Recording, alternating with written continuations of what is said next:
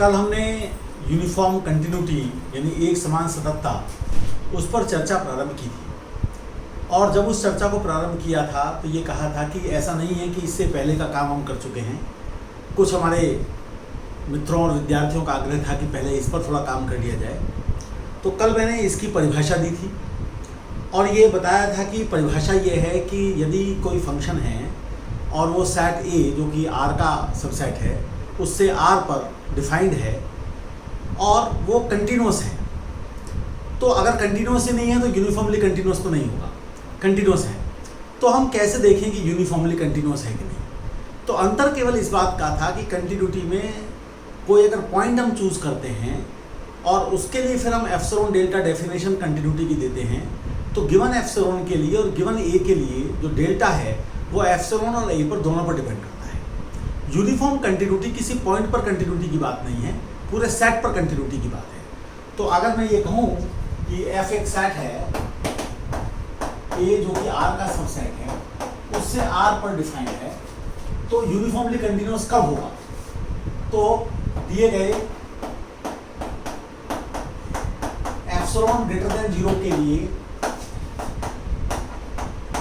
Delta जो कि केवल एप्सिलॉन पर डिपेंड करे का अस्तित्व हो।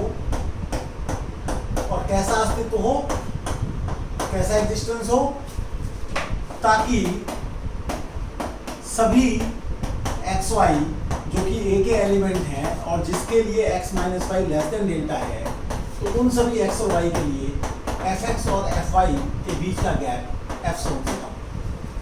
हमने कुछ ग्राफ के द्वारा भी इस बात को समझने और समझाने का प्रयास किया था।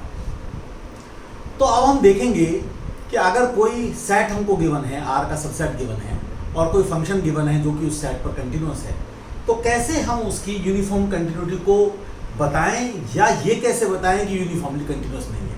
तो मैं आज नॉन यूनिफॉर्म कंटिन्यूटी की बात कर रहा हूँ। तो किसी फंक्शन को अगर हमें ये बताना है कि वो यूनिफॉर्मली कंटिन्यूअस नहीं है किसी सेट ए पर, तो कैसे बताएंगे? तो अस्तित्व होगा किसी एप्सिलॉन नेट का ग्रेटर देन 0 के लिए, ताकि प्रत्येक epsilon greater than 0, delta greater than 0, चाहे कोई भी ले लो, कितने छोटा कितने बड़ा, के लिए एक्स डेल्टा कह दो आप, वाई डेल्टा, ये दोनों अस्तित्व होगा ए का, ताकि इनके बीच का गैप तो आपका डेल्टा से कम हो, किंतु जो एफ एक्स डेल्टा है और एफ वाई डेल्टा है उनके बीच का जो डिस्टेंस है वो एप्सिलॉन से कम ना हो पाए, एप्सिलॉन नॉट से ज्यादा हो। तो यदि आप किसी दिए गए फंक्शन के लिए ये दिखा देते हैं कि ऐसे एप्सिलॉन नॉट का दायित्व है, अस्तित्व है कि कोई डेल्टा मिल ही नहीं रहा, जो भी डेल्टा लेते हो उसके लिए 2 पॉइंट मिल जाते हैं सेट में, जिसमें कि उनके बीच का गैप तो डेल्टा से कम होता है, किंतु उनकी जो करस्पॉन्डिंग फंक्शनल वैल्यूज हैं उनके बीच का गैप एप्सिलॉन से कम नहीं होता। या तो ऐसे दिखाओ या फिर इसका सुंदर तरीका और है कि अगर आपको दिखाना है और मतलब ऐसा वाकई है कि f जो है वो हमारा a पर यूनिफॉर्मली कंटिन्यूअस नहीं है, तो कब ऐसा होगा? ऐसा एक एप्सिलॉन नॉट मिलना चाहिए ताकि प्रत्येक अनुक्रम सीक्वेंस xn yn के लिए, लेकिन कैसी सीक्वेंस हुई?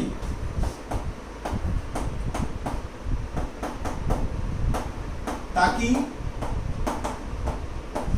ये चीज जो xn और yn के बीच का डिस्टेंस है वो कैसा हो? वो इस प्रकार का हो कि वो अप्रोच करे 0 को, तथा किस प्रकार की बात हो कि इनके कोई भी n ले लें हम तो उसके लिए ग्रेटर देन और इक्वल टू एप्सिलॉन आता हो फॉर ऑल। तो अगर ऐसा भी हो जाए तो भी हम कहेंगे कि हमारा फंक्शन दिए गए सेट पर यूनिफॉर्मली कंटिन्यूअस नहीं है। अब जैसे मैं एक एग्जांपल लेता हूं, मैं इस बार एग्जांपल के द्वारा इसको थोड़ा बताने की कोशिश करूंगा। ये दूसरे वाला जो तरीका है ये ज़्यादा हमारे लिए उपयोगी है। तो मैंने ए को ले लिया ओपन इंटरवल 0 फंक्शन को ले लिया 1/x। हम जानते हैं कि ये कंटिन्यूस है। अब हम दिखाएंगे कि यूनिफॉर्मली कंटिन्यूस है। इसके लिए xn को तो ले लिया मैंने 1/n और xn + 1 या yn उसे मैंने ले लिया 1/n + 1। तो आप देखेंगे कि xn - yn अगर आप निकालें तो वो हमारे पास आएगा 1/n - 1/n + 1 और ये चीज 0 को अप्रोच करेगी एज n टेंड्स टू 0। तो इसकी जो लिमिटिंग वैल्यू है वो 0 को अप्रोच करेगी, तो हम ले सकते हैं। अब हम क्या करें कि अगर मैं fxn -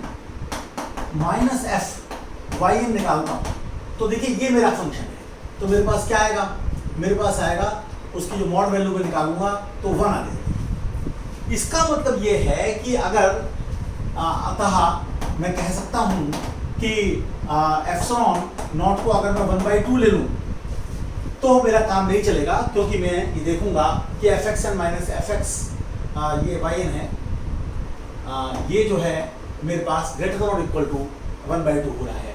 तो इसका मतलब ये है कि मेरा ये फंक्शन यूनिफॉर्मली कंटिन्यूस नहीं है। बाद में हम देखेंगे कि 0 की वजह से प्रॉब्लम है।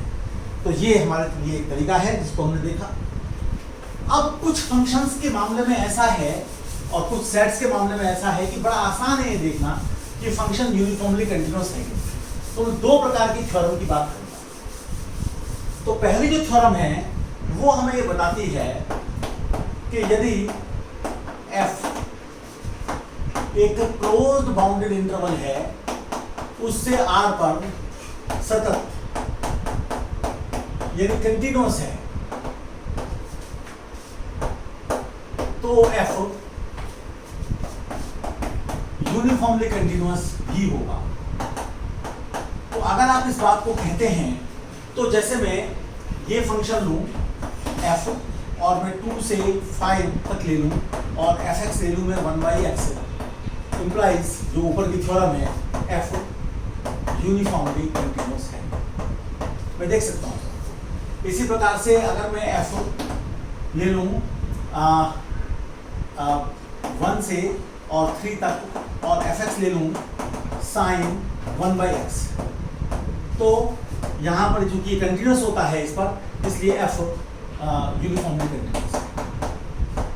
बस क्लोज्ड इंटरवल होना चाहिए, ये बात है। से तो fx चाहिए डिफाइंड होकर कंटिन्यूस और क्लोज्ड इंटरवल पर है, तो ऐसा हो। एक दूसरी थ्योरम है जो सवालों में काफी उपयोग होती है। उसमें यह है कि अगर f हमारा एक ओपन इंटरवल जो बाउंडेड है यानी कि फाइनाइट लेंथ का है उस पर सतत है, तो यदि limit extending to a plus fx तथा लिमिट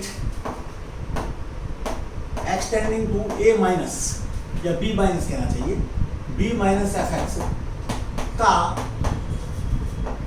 अस्तित्व है, तो इनका अगर एग्जिस्टेंस है, एग्जिस्टेंस मतलब फाइनाइटली एग्जिस्ट करती है, f यूनिफॉर्मली कंटिन्यूस होगा। अब इसमें एक बड़ी मजेदार बात यह है, तो इसका जो विपरीत है, इसका विपरीत यानी कि कन्वर्स भी सकते हैं।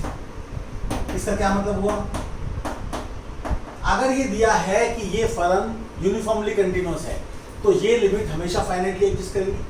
अगर ये लिमिट फाइनाइटली एग्जिस्ट करती है और फंक्शन सतत दिया हुआ है तो फिर ये फंक्शन यूनिफॉर्मली कंटिन्यूस होगा।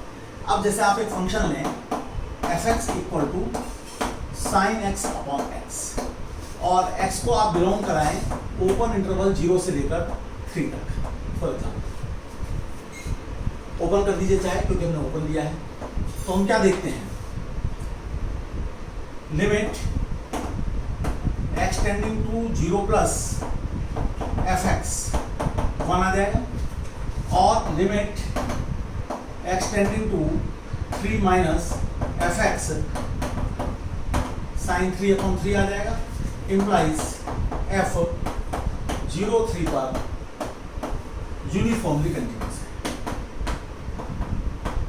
तो ये एक बड़ी ताकतवर प्रमेय है जिससे कि आप ये दावा कर सकते हैं। अब दूसरी ओर अगर आप फिर अपने पुराने एग्जाम्पल पर आए और आप ये कहें कि मैं तो इस बार फिर से इंटरवल को एक तरफ 0 लूंगा, तो जैसे f आपने लिया, इधर 0 लिया और इधर आप कुछ भी ले लिए, जैसे 5 ले लिए, और इसका r पर है और fx को आप 1/x ले लिए, तो f यूनिफॉर्मली कंटिन्यूअस नहीं है। क्यों नहीं है? क्योंकि ये इफ एंड ओनली इफ है, और यहाँ हम देखते हैं कि एक तरफ की limit extending to 0 plus fx का अस्तित्व नहीं है, अस्तित्व नहीं। तो इससे ये सिद्ध हो जाता है कि आप इस वाली चीज को आगे नहीं बढ़ा सकते। तो आप काफी फंक्शंस का ये देख सकते हैं कि वो यूनिफॉर्मली कंटिन्यूअस है कि नहीं है इस वाली थ्योरम को यूज करके, क्योंकि ये इफ एंड ओनली है, तो ये काफी उपयोगी है। इसी के साथ मैं आज का अपना लेक्चर समाप्त करता हूँ। अगर आवश्यकता लगेगी तो कुछ और उदाहरण लेकर यूनिफॉर्म कंटिन्यूटी को के बारे में एक और लेक्चर दे देंगे, नहीं तो फिर हम सीरीज को आगे बढ़ाएंगे। धन्यवाद।